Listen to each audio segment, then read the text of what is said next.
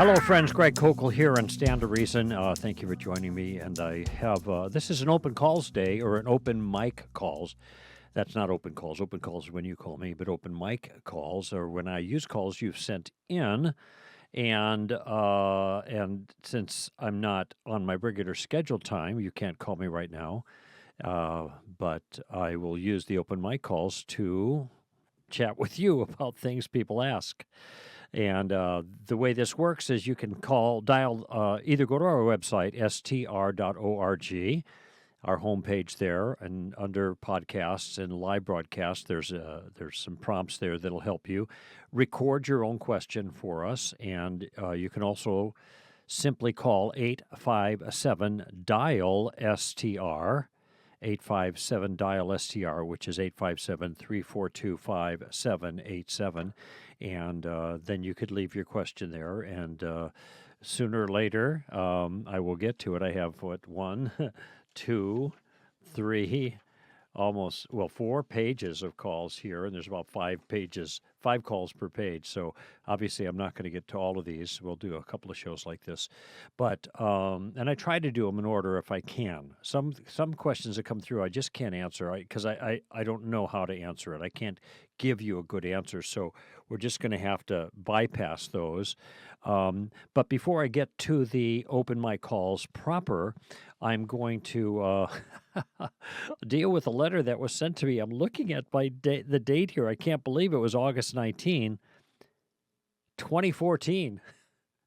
I get these things and I put them in a file and I think, well, I'll get to them sometime and maybe talk about them on the air. And it's actually, I'm not even going to mention the name of the people that were sending this about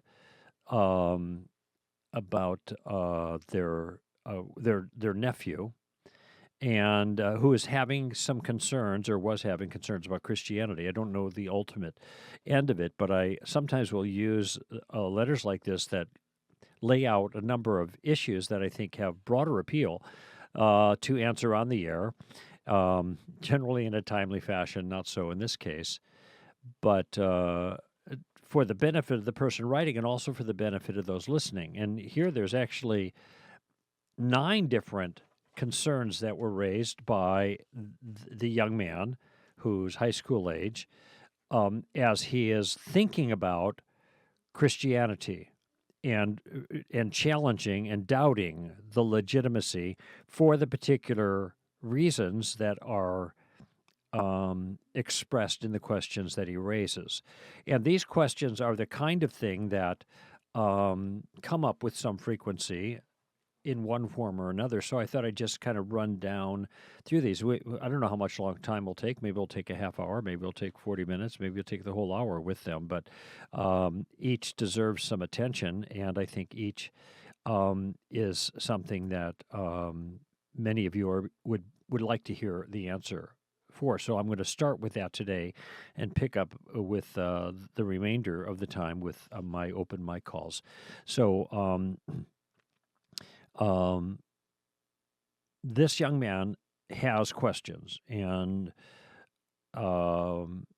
when he was asked, what questions do you have about Christianity, he said, well, I could go on forever, but his biggest question is, and this is going to be the first one, how do we know Christianity is true? Now, I could probably take an hour talking about that, but I'd like to speak of it in a summary fashion, just to give you a handle on how I would approach this. And there are 2 elements of this. One element is about Jesus. The other one is the nature of the Christian worldview as it reflects the nature of reality. Okay? So, on the one hand, I think it's fair to say, I think that Christianity is true because Jesus said it was, okay? Or rather, he said he was the truth, and he also said that God's word is truth, and he came to bear witness to the truth, all right? Now, of course, these are things in the Bible. Yeah? Okay, well, what if I don't believe the Bible? In what sense don't you believe the Bible? Well, I don't believe necessarily it's from God. Okay, you don't need to believe it was from God in order to take the Bible's comments as the statements of Jesus describing the world, for one, and also describing details about himself. Now, this goes a little bit to the question of the reliability, specifically of the Gospels, as evidence of the things Jesus actually said.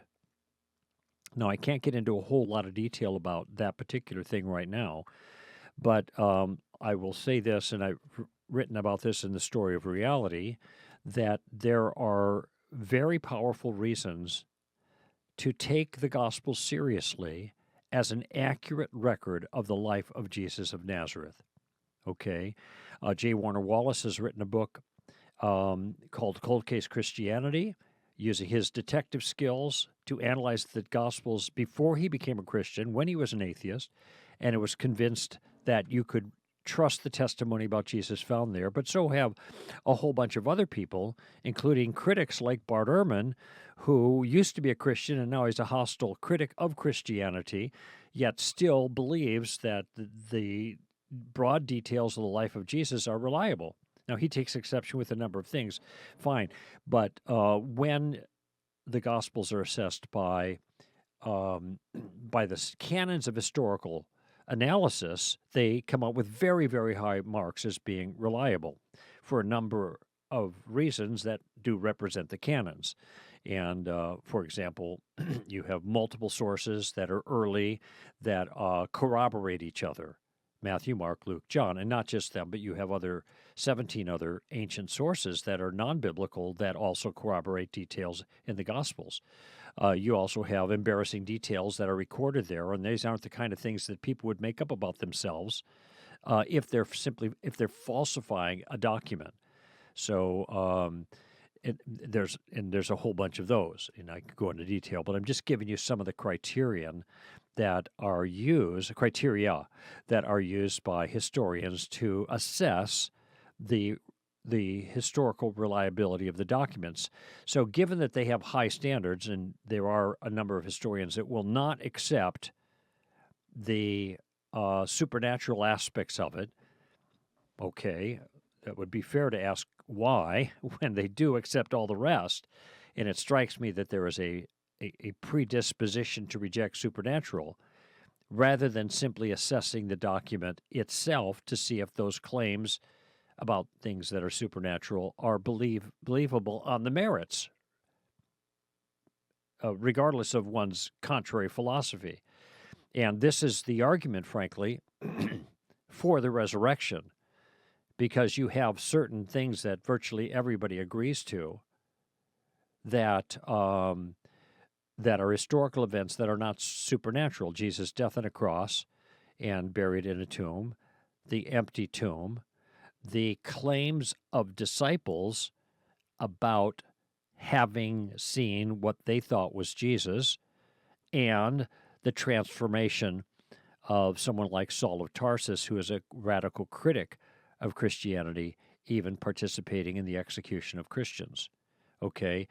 None of those are supernatural, and these are all acknowledged by historians as being totally reliable details buried in the tomb. The tomb was empty. Did I mention that? The tomb was empty, so he's executed, buried, then the tomb is empty, then the disciples have this experience, and then Saul of Tarsus has this radical change of thinking. So these are not supernatural events. These are just facts. But from that, the question is, what is the best explanation for each of those details? And using this minimal facts approach, it seems like the best explanation is the explanation that the disciples gave to their peril, and that is this one who was dead is now alive. Okay? So that, in a nutshell, is an argument for the truth of Christianity based on not on the divine authority of Scripture, but on the general historical reliability of the Gospels, looking at the person of Jesus of Nazareth, who is displayed there, and the way he understood the world, and what he said about God and salvation, and then the evidence from non-supernatural events that lead us to the conclusion, since naturalistic explanations for these events are not plausible, the conclusion that Jesus actually rose from the dead. And if he rose from the dead, that puts all of his teaching in a different light, has a greater authority, it seems to me. Interestingly, as most people think that his teaching does have authority, except for when it touches on things they don't believe. So one of the reasons I think that Christianity is true is because of Jesus. Jesus said it was. And Jesus, for the reasons I gave you, has credibility. There's another reason that I think it's true, and many have heard me say this before, and it's that the Christian worldview, taken as a whole, the picture of reality that is described there in the Scripture, God, man, Jesus, issues of the nature of morality and all kinds of things, that these things seem to match up. When the Scripture starts out, or story starts out, in the beginning God created the heavens and the earth, that indicates that the universe came into existence at a moment in the past. Well, that is validated by Big Bang cosmology. A lot of Christians are not comfortable with that for reasons of dating the age of the universe, but nevertheless, this is what secularists seem to have demonstrated, and that fits perfectly with our story. So there is a point of verification between the claim of the Christian worldview and the way the world actually is. And there are other, the world looks designed. Even Richard Dawkins acknowledges that in his Blind Watchmaker introduction, or the first couple lines of the opening chapter. The biological world is a complex realm that gives the appearance, at least, of having been designed for a purpose. Now, he denies that's what happened. He thinks the Blind Watchmaker of natural selection and mutation, Darwinian evolution, can account for the appearance of design. But notice that he acknowledges that it looks designed. Well, maybe it looks designed because it is designed. So our belief that there was a designer certainly comports with the way the world actually is. And when you have a belief that fits the way the world appears to be, that's evidence that your belief is actually true. And we have morality. It doesn't matter where you lived or when you lived, you believe something's wrong with the world. And the thing that's wrong with the world is morally wrong. And it seems like human beings have something to do with that. Okay, well, that's got to be factored into your worldview. And, of course, the Christian worldview, that's the problem of evil. And the Christian worldview is all about the problem of evil. There would be no Christianity without the problem of evil, because Christianity is an explanation of a way that the problem of evil is resolved.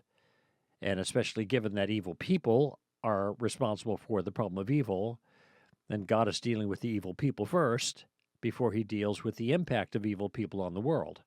Okay, so my point here is, the idea that that there is a problem of evil, that's common sense. That human beings are a part of it, that's common sense. That means that they would have to be evil themselves, which is common sense in some measure. They do evil. We all do evil. We all know this. So these are all common sense facts that line up, facts that are important features of reality that line up with the Christian worldview. And every time your claim about the world matches up with the way the world is, that's another point of truth. And when you add more and more of these things up, then you have more and more confidence that the worldview taken as a whole is accurate. And I mentioned the brokenness of human beings. That's common sense. But there's also the beauty of human beings, which, by the way, is also common sense. We are not just creatures, cosmic junk, the results of mere accident, but there's something transcendent and beautiful and noble about human beings. We are broken, but we're beautiful as well. Francis Schaeffer called it dignity and cruelty as features of humanity that need to be accounted for in a worldview. So, with regards to this challenge, how do we know Christianity is true? I've offered two avenues to answer that question. And each avenue has some details that I've offered. One avenue is, well, Jesus said it was, and we have good reason to believe that Jesus got it right. Another avenue is just take the broad perspectives of the Christian worldview, the broad strokes, so to speak, and then we'll see how they match up with reality. And it seems like a whole lot of things match up with the way the world actually is. That commends the general Christian worldview as opposed to some opposite view or competing view like atheism or Hinduism or Buddhism or something like that, that commends the Christian worldview as being true and accurate. So there's a start. It's a way to go about answering that question. Here's the second. He wants to know if any religion can be proven, namely Christianity. Now, of course, this question is akin to the first. If I have given good reasons why Christianity is true, then it is the case that something could be said that's reliable for the Christian understanding of reality. The difficult word here, of course, is proven, and it depends entirely on what you mean by that word. It's an awkward word because it's just thrown out without qualification oftentimes, and if it's not qualified, oftentimes when a Christian gives lots of evidence for his view, proof, if you will, that it's just dismissed as not proof. It doesn't rise to this standard, whichever standard is in the mind of the critic. So this is why it has to be qualified, because there are different standards of truth. There's apodictic truth, highest standard. That means it's not possible for it to be mistaken. All right? So it is like, whoa, it's like, I think, therefore I am. All right? That's pretty straightforward. If you're a thinking something, then you're a something. Because thoughts are had by things. And that's Descartes famously, cogito ergo sum. But that's pretty straightforward. Hard to deny that. Okay, I exist. But most things don't rise to apodictic truth level. Then you have beyond a reasonable doubt. That's the high standard for criminal trials in this country. And it's such a high standard that we feel justified, when the standard is met, to execute people who have committed a crime established by that standard that is a capital crime. All right, so that means that's pretty high. Then you have preponderance of evidence, that's 51%. It's more for than against, basically. All right, that's another standard of truth. And it seems if you have more evidence for one view rather than for another view, then you're intellectually obligated to believe the one that is most reasonable, most likely, and not believe the one that's least likely. So that's another standard of proof. So which one do you have in mind? Now, I don't think apodictic truth is a standard that's appropriate to apply to these kinds of questions. Because if you ask, is it possible I could be mistaken on a bunch of these details? Well, many of them, it is certainly possible I could be mistaken. Okay, I can't be mistaken about my own existence because I'm aware of my own existence directly. And awareness entails the notion of existence. This is, I think, therefore I am. But on most of the details of the Christian worldview, these are defeasible. It's possible to show them to be false in principle. They're falsifiable. And so it's not going to rise to that level of truth. Now, beyond a reasonable doubt, I think that definitely can be the case, but a lot depends on the individual who's doubting. Because for some people, one level of evidence will be enough to take away any reasonable doubts, but for other people, it won't be enough. But I think that Christianity certainly falls into that category of proof. Absolutely, preponderance of evidence. It is much more likely, in my mind at least, that Christianity is true than it's false. All right? Or else I wouldn't be a Christian. So, given those standards of proof, what I offered a few moments ago to the question, how do we know Christianity is true, was my attempt to give the kinds of evidence that might raise one's confidence level, at least to preponderance of evidence, and if they examine more closely, maybe beyond a reasonable doubt, but certainly not indubitable or apodictic truth that couldn't be denied or doubted. Okay, so there's the second question. I answered that by clarifying what it might mean to be proven, and then I referred back to the first question and the evidence I gave why I think Christianity is true. Okay, here's the third. He is confused about the opposing views of biblical translation, and then the writer says, I think he's referring to denominations believing different things. Okay, now, in some ways, this is very easy to answer. In some ways, it's difficult to answer. And it's easy to answer because knowledge is, how do I want to put this? In some cases, it's a complicated thing. Some things are easy to know, some things are harder to know.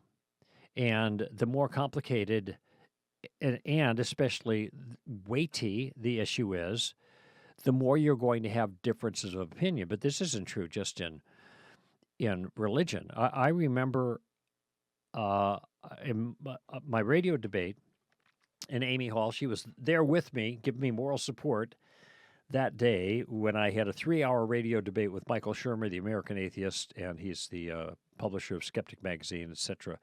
And it was, do you remember, Amy? It was pouring rain that day. It was coming like in sheets, and there I was in the parking lot with you. We were praying, and I was looking over my notes, getting ready for my encounter with Michael Shermer. But during that debate, Michael Shermer raised an issue. And the issue was that there's a whole lot of people who disagree with you. And there's a lot of people who have very strong convictions contrary to your convictions, okay? And, of course, what he's trying to do is undermine the confidence he thinks it's justified to have in a point of view, in this case, my point of view about God and Christianity, because there are contrary points of view held by other people. The problem is, and this is what I pointed out quickly, simply by saying, well, that's a good argument against science. Because in science, you have all kinds of contrary points of view about the best explanation given the facts. And in fact, there's a lot of dispute about what the facts themselves are in science. Now, I think that it certainly is possible to come to conclusions about the natural world that are well justified given the evidence. So does Michael, obviously. Part of his testimony is, I used to believe in God, now I believe in science. But if contrary views are to be taken as justification for agnosticism about some field, like religion, then it should also apply to the field of science. No, it gets down to the particulars. You have to look at what the claims of particular people are in either field, science or religion, and see what the justification is for those claims. And, of course, you're going to have differences of opinion. Now, people make up their own decisions, but in every field, you have differences of opinion. I have a master's degree in philosophy, and guess what? Philosophers don't all agree.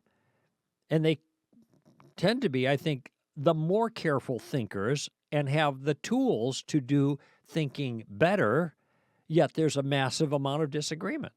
So does that somehow nullify the field, or does it nullify beliefs that different people have just because there are different beliefs? Does it justify us being agnostic about everything because there's such a variety of beliefs? No. Denominations of Christianity are distinguished generally by smaller, tertiary, sometimes secondary differences, or I should say, differences on issues that are secondary, tertiary importance. I'll get this out eventually. There we go. Not primary. Because if Christians differed on core primary foundational items, they wouldn't be called Christians. They would be called Mormons, or they'd be called Jehovah's Witnesses, or Christian Scientists, or Muslims, or New Agers, or something else. Notice I'm not taking sides on who's right in that group. I'm just simply pointing out that groups are distinctive based on shared convictions, and that's what makes them the group. And if they deviate from those shared convictions, they become part of a different group.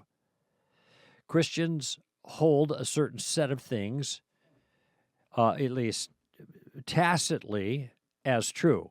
Now, sometimes, even though they hold them tacitly as true, or in confession, they confess these things to be the case, they don't always live them out. But nevertheless, there's this foundational thing. And so when it comes to secondary and tertiary things, when you baptize, do you immerse? When you're a Baptist. Do you sprinkle? Well, you're a Lutheran. Now, those aren't the only distinctives between those two groups, but notice that they are distinctives that are somewhat, in the big picture, inconsequential. They can't both be right. They're making competing claims, but people have difference of opinions because they read the facts differently. In this case, the Scripture. Why should that be unusual? Why should that be a reason to question or doubt the whole enterprise? Okay, the opposing views of biblical translation. Now, this was qualified as different denominations, but translations differ principally because the times differ. So a translation that is from the original languages, like Hebrew in the Old Testament or Greek in the New Testament, that's translated 300 years ago, is going to read into English, is going to read in the English different than English is now, because English has changed. And so when Jesus says, "Suffer the children to come unto me," in the King James, he doesn't mean, hurt the kids so they feel suffering. The word there means to allow.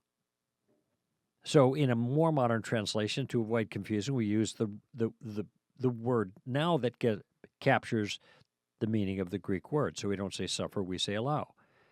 And all that means is that language has changed, and the newer translations just capture the most updated word that is appropriate for that original word. Now, of course, sometimes there is a discovery of manuscripts that allow them to fine-tune things a little bit, but those differences between these manuscripts and therefore the translations are going to be very modest.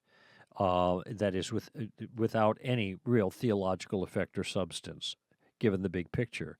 So sometimes there's just, differences in translations, and here's the reason why: language changes, or there's new manuscripts that are found of ancient copies of the scriptures, and they have to be translated, and there might be some little variations, but this isn't a very big deal. So if you're thinking about denominations or translations, both of those are completely understandable given the nature of those tasks. It isn't required that everybody agree in a discipline for you to trust any of the details of that discipline. If it were, then science would be completely untrustworthy. All right. Now, here's another one that comes up with some frequency, and that is, he is confused on 7 days of creation and how that fits in with science. Well, I'll just say that there are lots of ways that people have tried to fit that in with the scientific understandings that we have. Those ways of understanding the 7 days of creation are called concordist views. In other words, they're trying to match up the 7 days somehow with our knowledge of scientific knowledge of ancient history. All right? And those concordists fall into two groups, either young Earth concordist or old Earth concordist. So both, they differ on their understanding of the age of the universe, but each are trying to draw from scientific evidence to support their understanding of either an old Earth or a young Earth and the particulars of the 7 days of creation. There's another alternative, and that is that the Genesis 1 and 2, and that first portion of it, these were not to be understood in a concordance way at all. They weren't trying to make the days match some kind of physicalistic explanation of what took place, but rather there's a pattern that's there that's somewhat poetic, but still meant to communicate some literal truth and reality. Okay, and that's another way of looking at it. My point being is there are lots of options here that seem to be completely consistent with a high view of Scripture and also the truth of Christianity. So you don't have to think, well, I don't know if Christianity is true because of the 7 days of creation. Well, there are different ways to understand that I think are legitimate.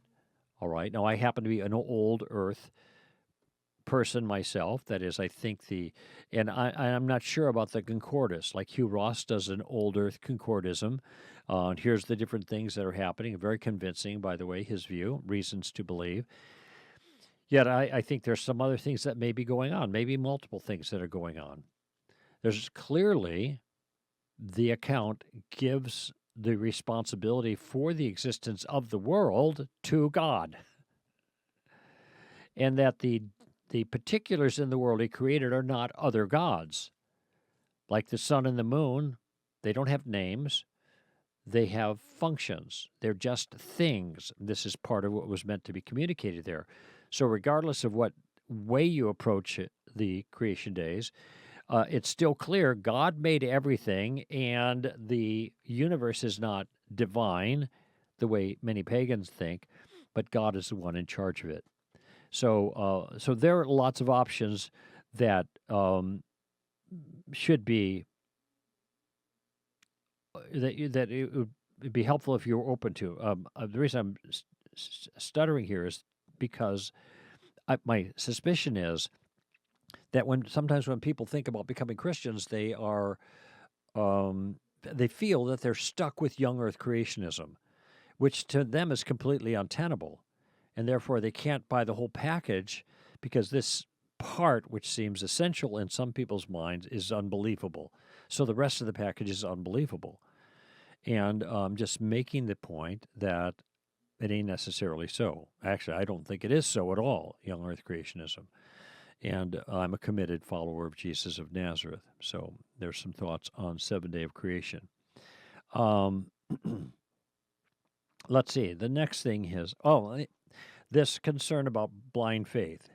He refers to faith as blind faith. Okay, now, as you notice, some of these questions are related to each other.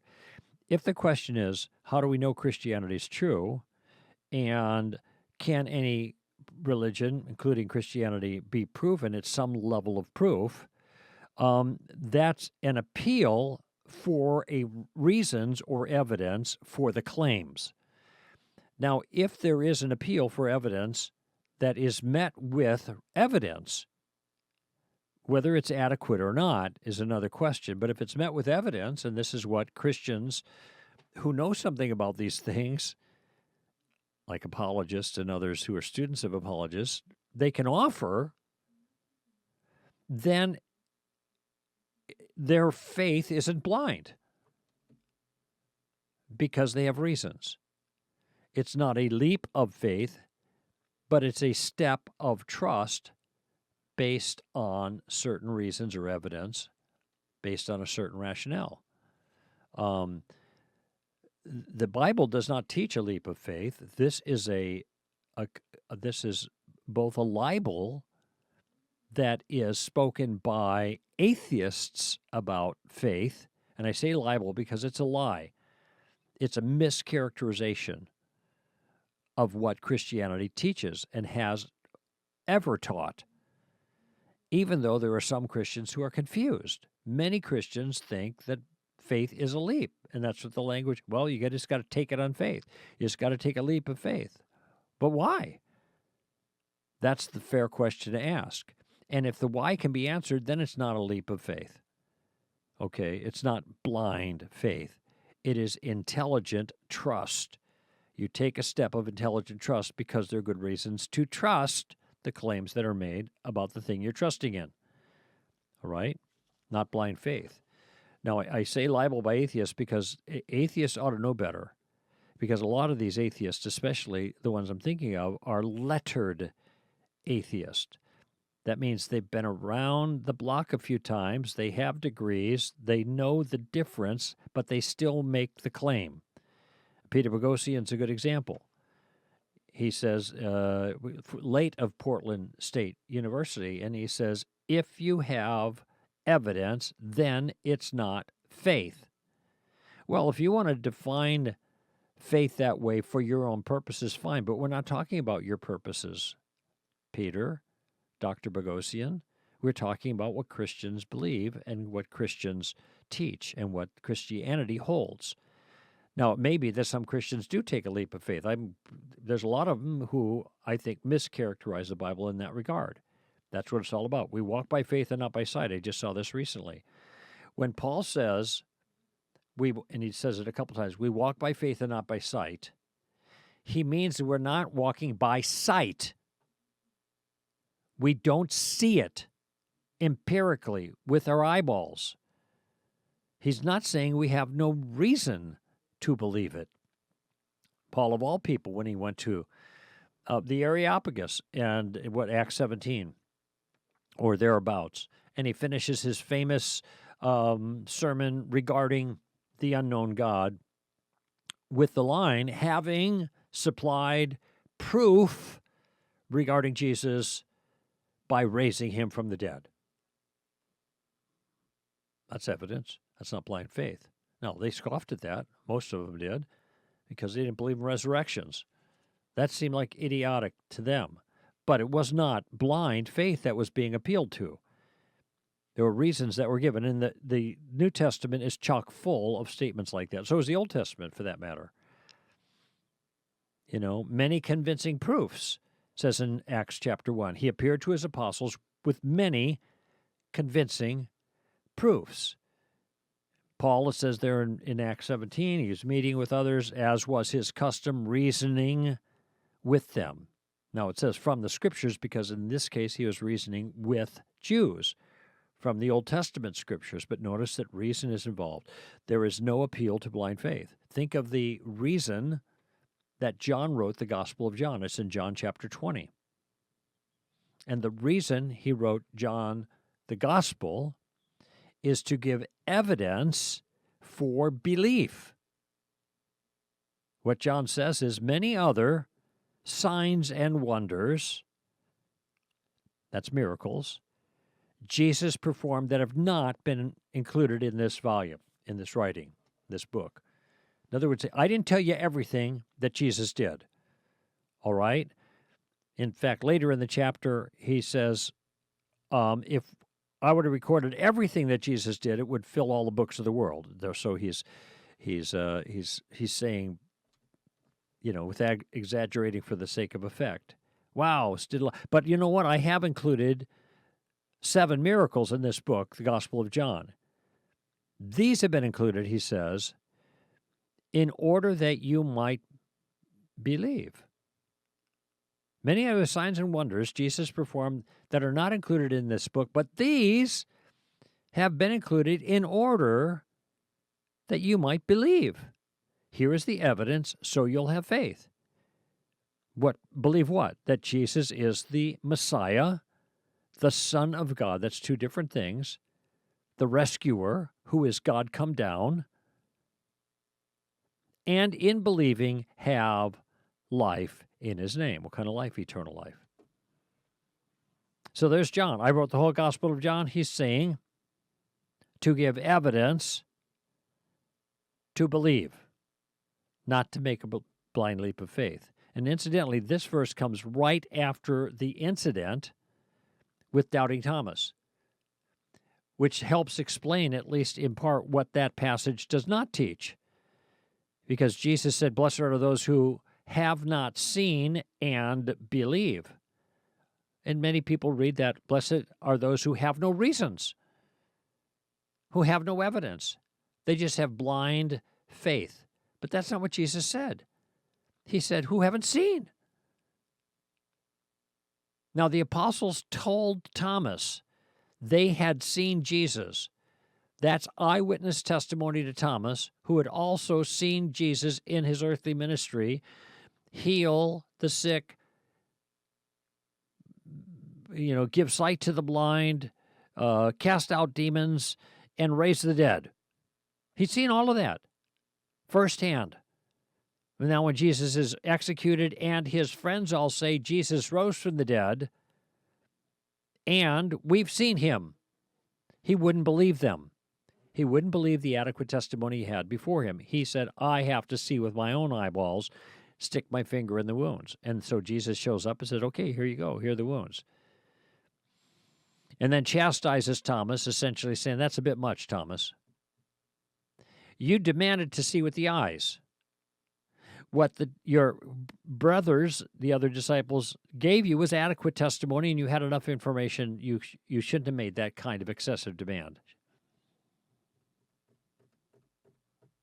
So, not even, and in the next verse, then, of course, John says, the reason I wrote this book is to give you evidence that you would believe. So, if Jesus is advocating blind faith in that verse, then the very next verse contradicts it. So I've given you a way to see the harmony between those passages. Okay? So no blind faith in the Bible. That is a mischaracterization of the text. And when critics do that, it's called a straw man. You are mischaracterizing our view. You make it easy to knock down the mischaracterization. You beat up a scarecrow, that's all you've done. You've refuted a view that we don't hold. And if you want to refute a view regarding Christianity, it better be our view, not your distortion of it. Right? Okay, what's the next issue on his mind? He's confused about how the books of the Bible were decided to be true. Okay, let me give you a short study on that. It's a little bit of a herky-jerky process that took about 2 centuries to get really nailed down. But one thing that happened, here's the way it started. Jesus had disciples who he trained. And he had his earthly ministry that he trained them in, and there was another disciple that he trained after his resurrection, and that disciple is Saul of Tarsus. So Saul had an encounter with Jesus on the road to Damascus, the resurrected Christ, and then according to his own testimony in Galatians chapter 1, he was actually taught by Christ himself for a period of time, and then he took the message that he got from what he was convinced was Jesus and took it to the pillars, Peter, James, and John in Jerusalem, and they affirmed that he got it right. So here are this group of people that have been taught by Jesus and then are passing this information on. The new Christians are looking to all of these apostles as speaking authoritatively for God. And if there was an apostle preaching, then what the apostle said was true, because he was the one that was taught by Jesus. So you have apostolic authority. Now, by the way, for my point here, it doesn't matter whether you agree with the Bible or anything. What I'm just trying to help you see how the authority of the apostles trained by Jesus, the people understood that, was transferred then to a set of books. Okay? That's the process, because that's the question. Whether or not the Bible is the Word of God is another issue. I'm just making this point. Now, so after Jesus left, if the apostles taught it, and this is especially a case with Paul, and he was the one who wrote most of the letters, most of the volume of the New Testament comes from Luke because he's got a whole gospel, and he's got the whole book of Acts, which is the history of the early church. So he's got more word count. But the books, the greatest number of books come from the pen of Paul. But Paul was acknowledged by everyone, including the Peter, James, and John, the pillars there in Jerusalem, to be God's spokesman. So the things that he wrote had authority. So what is the word for authority? that we use. This is the authoritative speaking. That word is called canon. C-A-N-O-N. Okay? So the canon that is the authoritative preaching for the church that the church recognized universally was those people trained by Jesus. Well, how do they get trained by those people? Well, sometimes those people talk to them, but most of the time those people wrote something down. So if those apostles wrote something down that was doctrinal, then given that they're the authoritative speakers, whether they say it or write it doesn't matter, it's still authoritative. So the books written by those who had apostolic authority, and that was gained either by the apostle himself writing, like John or Peter or Paul, or those who were with the apostles, that would be Luke with Paul much of the time in the book of Acts, and also researching eyewitness details for his gospel, and drawing in some measure on Mark, who was the amanuensis, the writer for Peter, according to, is it Eusebius who said that? In any event, so we have this connectedness. And then we also have those who were the disciples of the apostles who were writing authoritatively, who in their own writings reflected the same teaching. So in other words, the apostles got this stuff from Jesus that they wrote down, and then they trained their own disciples in the same stuff, and the disciples acknowledged that, yeah, this is what we got. And so you have this succession. J. Warner Wallace calls it the chain of custody, this information that's passing from generation to generation, which is the same. Citing these different letters and books. So this, you see the practical formation of the canon, because it isn't like a bunch of people got together and said, okay, here are the books. What ended up happening is you have a heretic named Marcion in the first century, or the beginning of the second century, who starts preaching false doctrine and tossing out a bunch of books that don't agree with his doctrine. And that's when the Christians said, okay, wait a minute, now we've got to make a more official statement. Here's are the books that were written by apostles that Jesus taught that bear the truth. And slowly the canon formed in that way. And apostolic authority was one of the most important criterion, okay? And there were other criterion, but other criteria, and but that was the most important one. So it wasn't just like people would just willy-nilly picked books that they liked. Rather, they were tied to authoritative sources as having been recognized by the early church coming from the apostles. Now, there were a bunch of other stuff that was written they knew wasn't from an apostle, and it was written too late to be an eyewitness. It was crazy. Gospel of Thomas, for example. It's way too late to be written by Thomas himself, and in other documents. These are pseudepigrapha. These are false writings that were just rejected out of hand by the church. So there you have a kind of a model way of understanding the broad process of canonization. Like I said, it was herky-jerky, and there were some things some people weren't sure about and other people seemed to be sure about, and then they worked it out. But the canon slowly got formed through that process, and there was largely agreement on it, by at least practical agreement on the books that were part of the official record of authoritative, God-inspired writings by the mid-second century. So next, I'm looking at my clock here. I got about 6 minutes, and I got 3 more questions. Here's the next one, number 7. We talked at length about this question of God being perfect, yet making an imperfect being. Okay, so this is a misunderstanding. It's easy to resolve. Of course, some things depend on what you mean by perfect and imperfect. When God made humans, they were just right. They were exactly as he wanted them to be. Now, that doesn't mean they couldn't have gone bad, because part of what he wanted them to be was a creature with the ability to make choices that were morally significant. Now, why he did that is another question. But nevertheless, that's what he wanted, and that's what he said was good. It was just the way he wanted to be. It was perfect in the sense that there was no flaw in it, because having moral freedom is not a flaw. It has disadvantages. There's a potential downside, but it's not a flaw. Okay?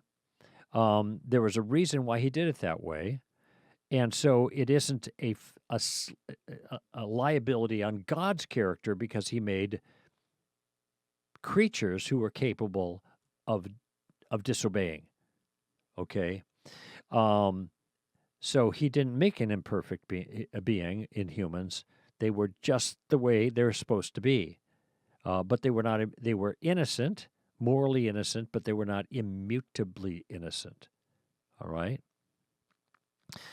Next one, quickly. That this questioner, skeptic, has no personal theory on how something came from nothing, but he doesn't believe that it was God necessarily. Okay, my point with that issue, as I discussed earlier, something coming from nothing, was not that God necessarily is the source of everything.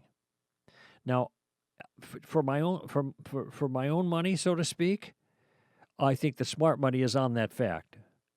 I mean, I don't see how something can come from nothing. So there is nothing, which means there's no thing of any kind. There's not even cause and effect. And all of a sudden, bang, out of nowhere comes something. It just there appears in this very, very interesting, highly complex way that the universe actually is when you consider the math and the physics, the astronomy and all that, and then things that subsequently came of that. This requires an explanation. Classically, it's been, why is something here rather than nothing here? Okay? Now, you could say, all right, no thing is responsible for it, or something is responsible, and that's the only two options. Love excluded middle. It's either A or non-A, all right? And so I'm just asking the question, what's the odds-on favorite? And by the way, if all this matter can pop into existence out of nothing, why don't we see lots of examples of that going on right now in our midst? All these things popping into existence out of nothing for no cause. It just doesn't happen. So it's unlikely that the universe happened that way. What is most likely is that there was a cause that was adequate to the effect of the universe. And when you start thinking about what kind of cause would be adequate, it would have to be something smart and powerful and, outside of the natural realm. And you can see I'm starting to move towards kind of the God thing. Now, I don't know what other options you are. And if you want to say, well, I'm agnostic about that, then you're welcome to that. But that strikes me that you haven't thought about it. And when you think about it, either something or no thing, the odds-on favorite is clearly something like the kind of God that we've been talking about. And if you just kind of shrug that off, well, not necessarily so, my response is, you're right, maybe not necessarily so, but what's most reasonable? Is there any, well, there's no alternative that's more reasonable. Something from nothing is not more reasonable. It defies our universal experience, all right? And finally, he gets frustrated when something isn't able to be explained, that it gets defaulted back to God, that it must have been God explanation. I actually almost never see that. I don't know who he's talking to. Must have been God. It's not that, and maybe this is a God of the gaps kind of complaint. And when someone advances intelligent design, this is the charge against them. But it isn't like we haven't been able to explain it, so it must have been God. It's rather what we know about it defies a naturalistic explanation. Okay, look, here is this thing. I've got this long, skinny thing that's got a point on it, and when I move the point against paper, blue comes out.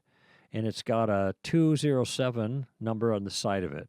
Okay, now, what is the natural explanation for how this came to be? Well, there is no naturalistic explanation. Oh, it's got a little button on the top. I can push it up and down, and that little pointy thing goes in and out. Now, I think that someone made this. That is a someone of the gaps.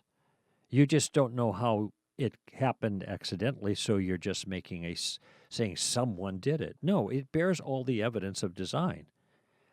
There's not a gap. There's not an explanatory gap. Someone did this.